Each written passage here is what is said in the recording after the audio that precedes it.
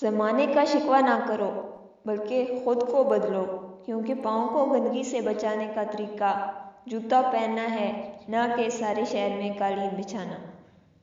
جو دل دوسرے کی تکلیف دیکھ کر بے چین ہو جائے تو جان لو کہ اس دل میں اللہ رہتا ہے۔ کسی بھی وجہ سے گناہ نہ کرو، کیونکہ وجہ ختم ہو جائے گی، گناہ نہیں۔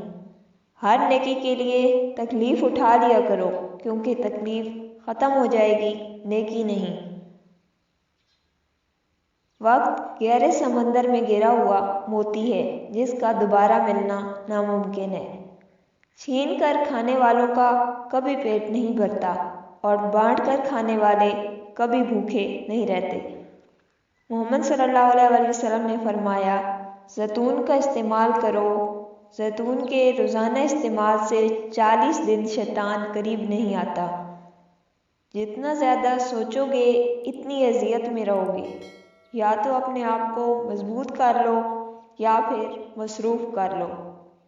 تعلق برقرار رکھنا ہو تو اچھائی بیان کرتے رہو، اور تعلق ختم کرنا ہو تو سچائی بیان کر دو۔ جو برا کہے چپ ہو جاؤ، جو ستائے صبر کرو۔ ایسی طاقت بنو گے کہ پہاڑ بھی راستہ دیں گے۔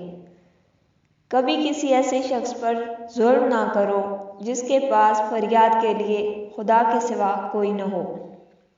دنیا کی سب سے مہنگی چیز بھروسہ ہے، جسے بنانے میں عمریں بیت جاتی ہیں اور گنوانے میں سیکنڈ بھی نہیں لگتے۔ انسان نہ کچھ ہنس کر سیکھتا ہے نہ رو کر سیکھتا ہے۔ وہ جب بھی سیکھتا ہے یا تو کسی کا ہو کر سیکھتا ہے یا کسی کو کھو کر سیکھتا ہے۔ زمانہ اتنا برے لوگوں کی برائی کی وجہ سے خراب نہیں ہوتا، بلکہ اچھے لوگوں کی خاموشی کی وجہ سے ہوتا ہے۔ مطلب کا وزن بہت زیادہ ہوتا ہے، اسی لیے تو مطلب نکلتے ہی رشتے ہلکے ہو جاتے ہیں۔ رشتوں کی خوبصورتی ایک دوسرے کی بات کو برداشت کرنے میں ہے۔ بے عیب انسان تلاش کرو گے تو اکیلے رہ جاؤ گے۔ حضرت علی رضی اللہ تعالیٰ عنہ نے فرمایا، جب دعا کرتے وقت تمہاری آنکھوں سے آنسو آنے لگیں تو سمجھ جانا تمہاری دعا بارگاہ الہی میں قبول ہو چکی ہے۔ گوگل سے دنیا کا ہر راستہ دیکھا جا سکتا ہے، لیکن جنت کا راستہ صرف قرآن دکھاتا ہے۔ شکر کرنا سیکھو، اتنا ملے گا کہ سمیٹتے ہوئے تھک جاؤ گے۔